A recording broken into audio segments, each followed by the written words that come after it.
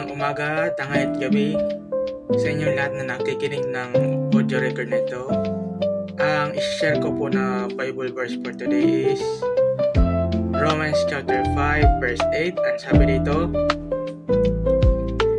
ngunit pinatunayan ng Diyos ang kanyang pag-ibig sa atin nang mamatay si Kristo para sa atin nung tayo makasalanan pa.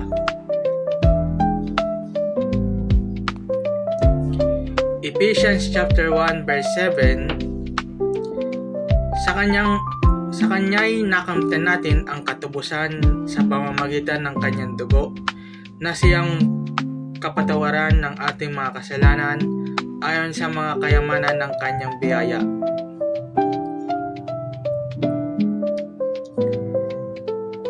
Isaiah 54 verse 10, maguguho ang mga bundok at ang mga burol ay mayayanig. Ngunit ang wagas na pag-ibig ko'y hindi maglalaho at mananatili ang kapayapaang aking ipinangako. Iyan ang sinasabi ni Yahweh na nagmamahal sa iyo.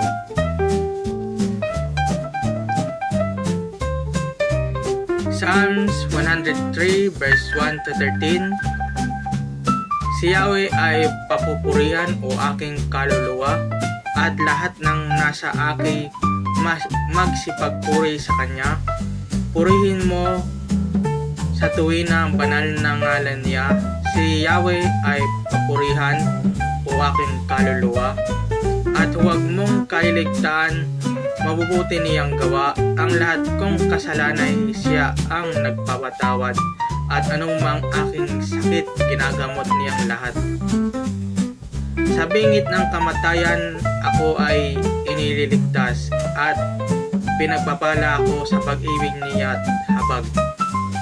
Sa sarili ang dulot niya ay kasiyahan habang buhay. Kaya naman ang lakas ko ay lakas ng kabataan, katulad ng sa agila ang taglay kong kalakasan. Si Yahweh ay humahatol, ang gawal ay katarungan. Natatango ng inapi ang kanilang karapatan. Mga plan niya at utos kay Moises iminilin ang kahangahangang gaway na saksihan ng Israel. Si Yahweh ay mahabagit mapagmahal, hindi maday magalit, wagas ang pag-ibig. Banayan nga kung magalit, hindi siya nagtatanim. Yang taglay niyang galit, hindi niya kinikimkim. Di katumbas ng pagsuway kung siya ay magparusa, hindi tayo sinisingil bagamat tayo'y may sala. Ang agwat ng lupa't langit, sukatin may hindi kaya. Gayon ang pag-ibig ng Diyos sa may takot sa Kanya. Kung gaano kalayo ang silangan sa kanluran, gayon din niya inalis sa atin ang ating mga kasalanan. Kung paano nahabag ang ama sa anak niya, gayon siya nahabag sa may takot sa Kanya. Psalms 34 verse 1 to 8, sa lahat ng pagkakataon si Yahweh ay aking pupurihin. Pagpupuri ko sa Kanya ay hindi ko papatigilin. Aking pupurihin Kanyang mga gawa, kayong naapi, makinig, matuwa. Ang kadakalaan niya ay ihayag, at ang ngalan niya ay purihin ng lahat. Ang aking dalangin dininig ng Diyos, inalis niya sa akin ang lahat kong takot.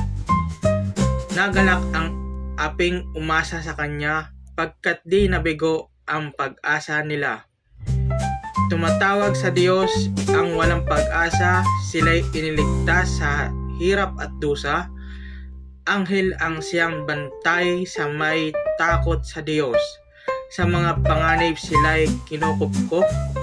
Tingnan mo at lasapin ang kabutihan ni Yahweh. Mapalad ang mga taong nananalig sa Kanya.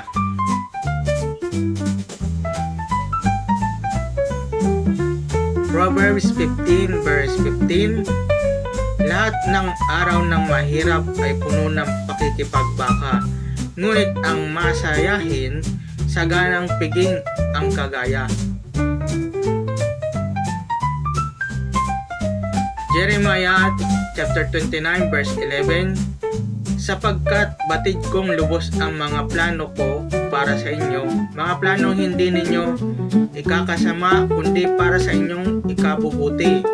Ito yung mga plano magdudulot sa inyo ng kinabukasang punong-puno ng pag-asa. So, yun lamang pong Bible verse natin for today. Maraming pong salamat sa pakikinig. Paki-share, like, support, and repost na rin po itong audio record nito. Maraming pong salamat. Yun lamang po, and God bless.